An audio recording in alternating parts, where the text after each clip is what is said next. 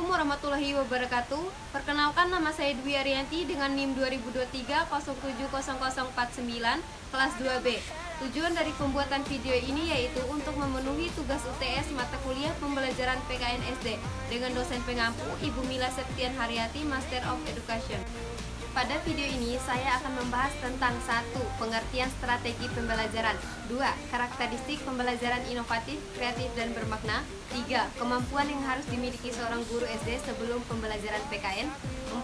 Strategi model pembelajaran kontekstual PKN di SD, 5. Strategi model pembelajaran PKN tematis kelas 1, 2, dan 3 SD, 6. Strategi model pembelajaran PKN berbasis portofolio di kelas 4, 5, 6 SD, 7. Strategi manajemen kelas, 8. Strategi SPLT, strategi program for effective learning teaching, 9. Metode menciptakan pembelajaran inovatif, kreatif, dan bermakna pada pembelajaran KBM PKN, 10. Bagaimana cara mengimplementasikan metode pembelajaran PKN yang inovatif? 11. Kelebihan metode pembelajaran PKN yang inovatif. 12. Tips mengajar agar tidak membosankan mengajar PKN di SD. Strategi pembelajaran adalah seperangkat metode dan teknik yang digunakan oleh para pendidik untuk menyampaikan materi pembelajaran dengan cara efisien, menarik, dan mudah dipahami oleh para siswa. Strategi pembelajaran memainkan peran krusial dalam meningkatkan efektivitas proses belajar mengajar. Jenis strategi pembelajaran yang digunakan saat mengajar di kelas yaitu yang pertama, strategi pembelajaran ekspositori. Strategi pembelajaran ekspositori adalah strategi pembelajaran yang menekankan pada proses penyampaian materi secara verbal dari seorang guru kepada sekelompok siswa dengan maksud agar siswa dapat menguasai materi pembelajaran secara optimal, di mana guru memiliki peran dominan, sedangkan siswa cenderung menerima dan mengikuti apa yang disajikan oleh guru. Contoh metodenya: ceramah, penggunaan buku teks, referensi, video pendidikan, dan alat bantu visual. Yang kedua, yaitu strategi pembelajaran berbasis masalah. Pembelajaran berbasis masalah adalah suatu model pembelajaran yang melibatkan peserta didik untuk memecahkan suatu masalah melalui tahap-tahap metode ilmiah sehingga peserta didik dapat mempelajari dahulu yang berhubungan dengan masalah tersebut dan sekaligus memiliki keterampilan untuk memecahkan masalah, di mana guru memperkenalkan suatu masalah sosial. Contoh masalahnya yaitu masalah limbah kepada siswa, sehingga siswa mencari tahu penyebab, dampak, dan cara mengatasi sepanjang pembelajaran. Yang ketiga yaitu strategi pembelajaran inquiry.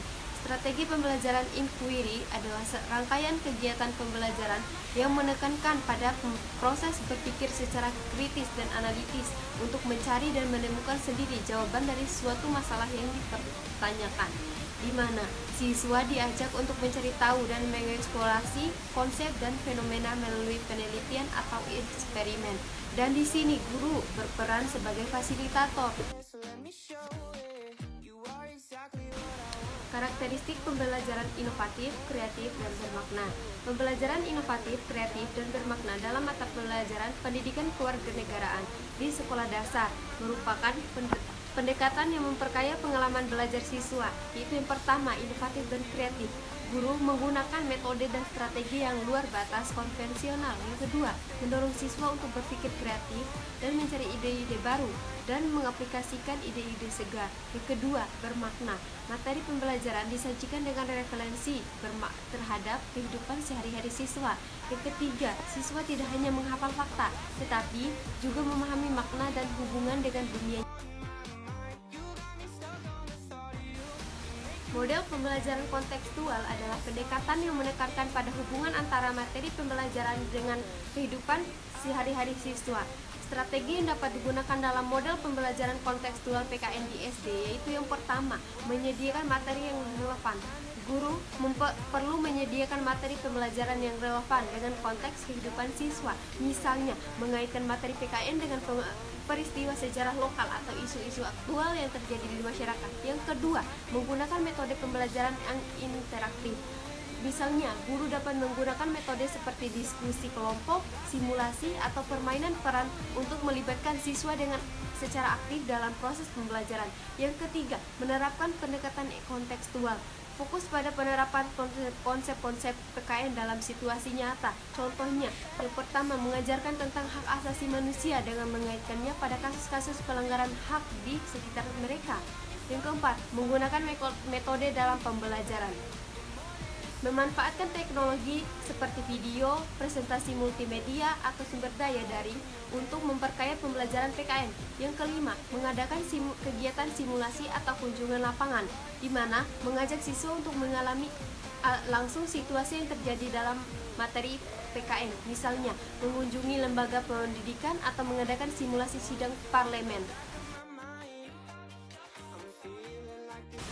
Beberapa strategi yang dapat digunakan dalam model pembelajaran tematis PKN SD di kelas 1, 2, dan 3, yaitu yang pertama, penentuan tema yang relevan, di mana guru perlu memilih tema pembelajaran yang menarik dan relevan dengan kehidupan siswa.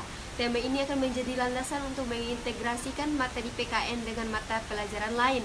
Yang kedua, keterlibatan siswa dalam menentukan kegiatan pembelajaran, di mana guru dapat melibatkan siswa dalam pemilihan dan menentukan kegiatan pembelajaran yang berkaitan dengan tema. Ini memungkinkan siswa merasa lebih aktif dan berperan dalam proses belajar. Yang ketiga, yaitu variasi sumber belajar, di mana gunakan berbagai sumber belajar yang variatif, termasuk dalam bentuk media digital. Materi PKN dapat disajikan melalui video, presentasi, atau sumber daya daring. Yang keempat, yaitu pelaksanaan pembelajaran berpusat pada siswa, di mana fokus pada siswa sebagai pusat pembelajaran. Guru dapat menggunakan metode seperti diskusi kelompok, permainan peran, atau proyek sederhana yang berkaitan dengan materi PKN dengan kehidupan sehari-hari siswa. Model pembelajaran PKN berbasis portofolio di kelas 4, 5, dan 6 SD merupakan sebuah inovasi dalam pembelajaran pendidikan kewarganegaraan. Pendekatan ini memungkinkan siswa untuk mengembangkan portofolio yang mencerminkan perkembangan dan pencapaian mereka dalam mata pelajaran pendidikan kewarganegaraan. Yang pertama, mengidentifikasi masalah kebijakan publik dalam masyarakat, di mana langkah pertama adalah mengidentifikasi masalah kebijakan publik yang relevan di masyarakat. Selanjutnya, siswa memilih suatu masalah yang akan dikaji lebih lanjut. Yang kedua, mengumpulkan informasi terkait masalah yang dipilih, di mana siswa mengumpulkan informasi yang berkaitan dengan masalah yang telah dipilih. Selanjutnya, informasi ini dapat diperoleh melalui studi ke perpustakaan, observasi di masyarakat sekitar, dan wawancara dengan narasumber. Yang ketiga, membangun portofolio di kelas, di mana siswa mengembangkan portofolio yang mencakup hasil dari penelitian dan pemahaman mereka tentang masalah kebijakan publik. Yang selanjutnya, portofolio ini dapat berisi tulisan, gambar, proyek, dan berbagai karya siswa lainnya. Yang keempat, yaitu menyajikan portofolio, di mana siswa memiliki kesempatan untuk menyajikan portofolio secara lisan di kelas maupun di kelas lain. Selanjutnya, proses ini melibatkan berbagai pengetahuan dan pengalaman langsung yang telah diperoleh siswa. Yang kelima, yaitu melakukan refleksi pengalaman belajar, di mana setelah menyajikan portofolio, siswa melakukan refleksi tentang apa yang telah mereka pelajari. Selanjutnya, refleksi ini membantu siswa memahami lebih dalam dan mengaitkan pengalaman teks dengan konteks nyata. Melalui model pembelajaran berbasis portofolio ini, siswa tidak hanya memperoleh pengetahuan tentang kebijakan publik, tetapi juga mengembangkan keterampilan-keterampilan seperti membaca, mendengarkan pendapat orang lain, dan mencatat pertanyaan, menjelaskan, dan berargumentasi. Semua ini membantu siswa sebagai warga negara yang aktif dan berpartisipasi dalam masyarakat yang telah mengatur diri sendiri. Strategi manajemen kelas adalah kumpulan teknik dan pendekatan yang digunakan oleh guru untuk mengelola kelas dengan efektif, di mana yang pertama, tentukan aturan yang jelas. Sebelum mengerjakan materi lain, penting bagi guru untuk menentukan aturan yang jelas, sehingga siswa tahu apa yang diharapkan dari kelas tersebut. Yang kedua, berinteraksi dengan siswa, aktif berkomunikasi dengan siswa, mendengarkan mereka, dan memahami kebutuhan serta perasaan mereka.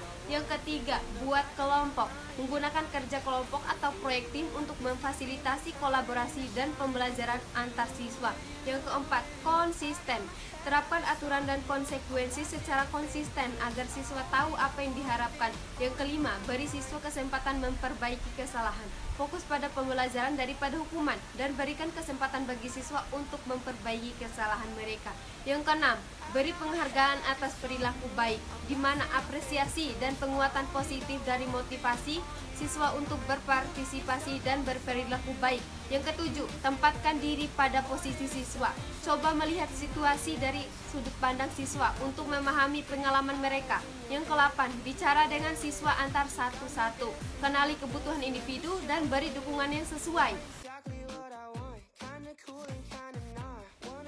Strategi SPLTN menekankan pada pengembangan kesadaran siswa terhadap cara mereka belajar dan berpikir. Dengan demikian, siswa dapat mengambil peran aktif dalam proses pembelajaran dan mengembangkan keterampilan berpikir yang lebih baik. Salah satu mata pelajaran yang tak kalah penting adalah pendidikan kewarganegaraan. Namun, seringkali siswa merasa bosan dan kurang tertarik saat mengikuti pelajaran ini. Metode pembelajaran PKN yang inovatif. Yang pertama, simulasi interaktif.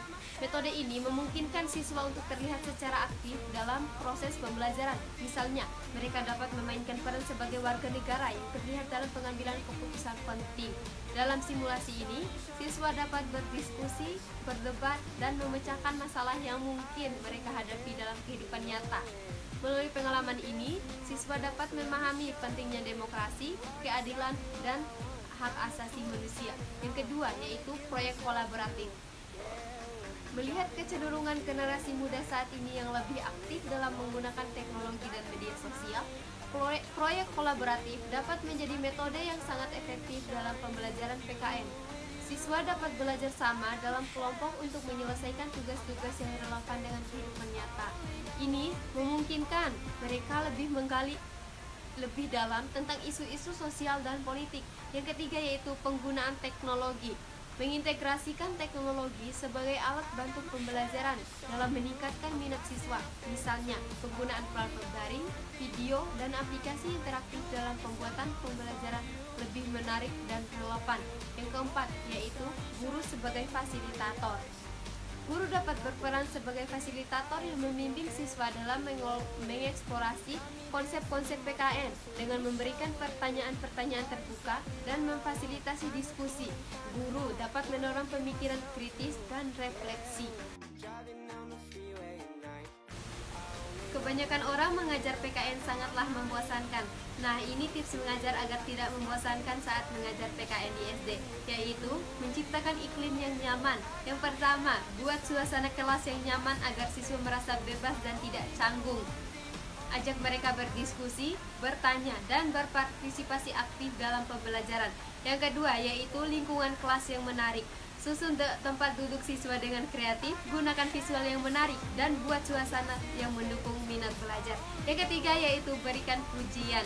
Saat siswa aktif berpartisipasi, berikan apresiasi dan pujian. Ini akan meningkatkan semangat belajar mereka. Yang keempat, yaitu ajukan pertanyaan.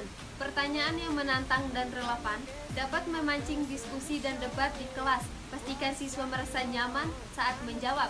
Yang kelima, yaitu respon setiap pendapat dan pertanyaan. Fokus pada setiap pendapat dan pertanyaan yang diajukan oleh siswa.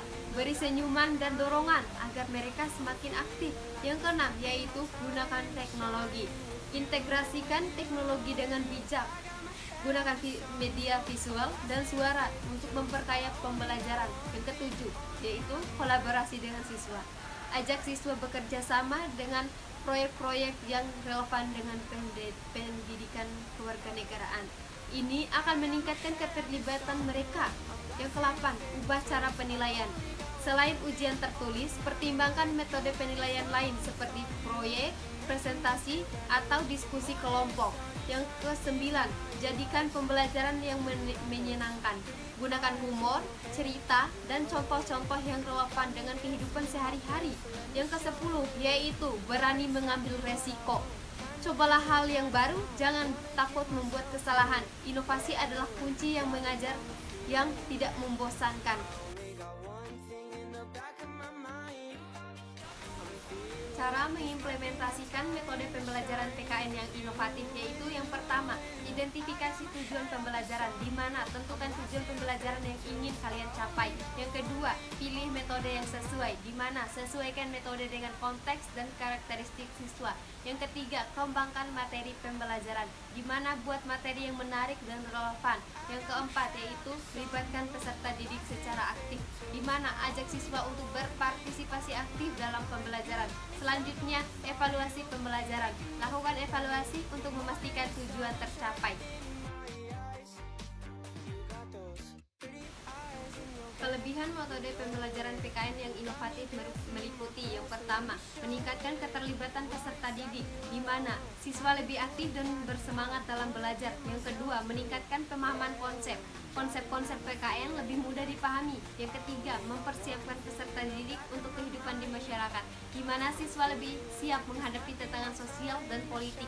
Yang keempat, yaitu mengembangkan keterampilan sosial, di mana kolaborasi dan komunikasi dapat ditingkatkan.